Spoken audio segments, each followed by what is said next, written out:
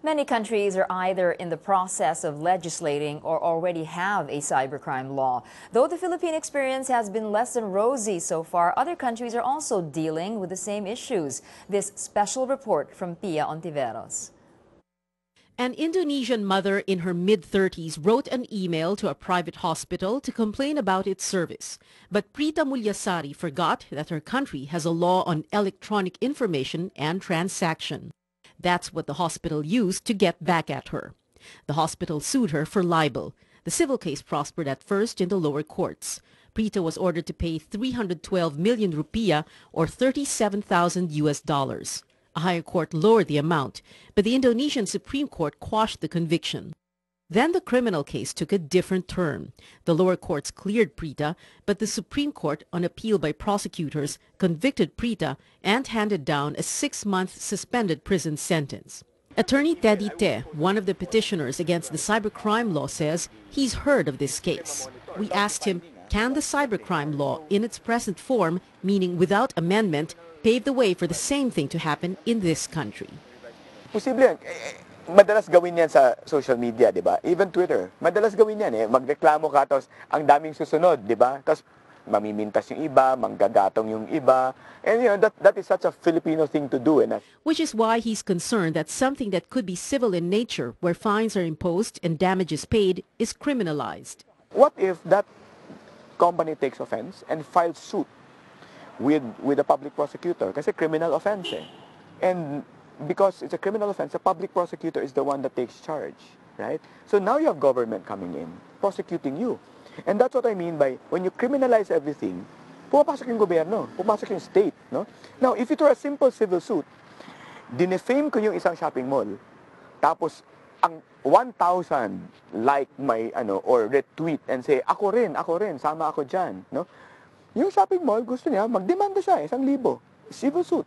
That's between A and B. Kami yun, no? Wala yung state doon, wala yung gobyerno doon.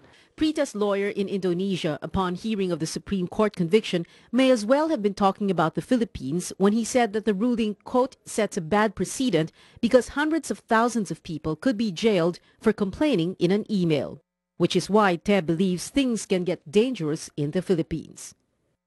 Ang problema kasi once you make everything criminal in nature or penal in nature, repressive na talaga papasok. Kasi mag-aatras ka talaga eh. Aatras ka eh. The word repression does not appear in an op-ed piece in the US-based Forbes magazine entitled "The Philippines Passed a Cybercrime Prevention Act That Makes SOPA Look Reasonable." Paul Tassi, a contributor on news and opinion on video games, technology, and the internet, says that, quote, when you read the actual contents of what's deemed cybercrime, SOPA's proposed censorship sounds downright lax by comparison. The U.S. temporarily put its own cybercrime legislation on the back burner. There are two versions, the U.S. Senate SOPA, or Stop Online Piracy Act, and the U.S. House of Representatives PIPA, or Protect Intellectual Property Act. The names alone tell us that the U.S. government wants to go to war with those who violate intellectual property rights, film and music pirates, which is also one big problem in our country. There was initial support for the SOPA and the PIPA, but December last year, Twitter, Google, and YouTube rallied against them.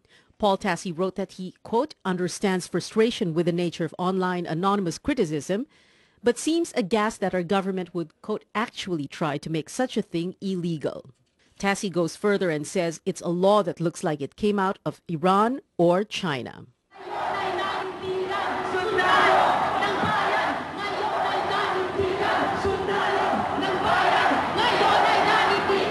EDSA DOS 2001. We overthrew a duly elected president in a revolution carried out via SMS or texting. I knew what I was doing in 2001, right? Pareho. Instead of tweeting, people were texting. Punta tayo sa EDSA. Ang difference, in 2001, it wasn't defined as a crime. Which one? Cyber sedition. Teddy Te is sure that the Cybercrime Prevention Act, if not amended or repealed, will make another EDSA DOS via tweet or Facebook post a crime. Kaya kong sabihin, wait, I was going there, I was expressing myself, I was using, my communication device and expressing an opinion, right?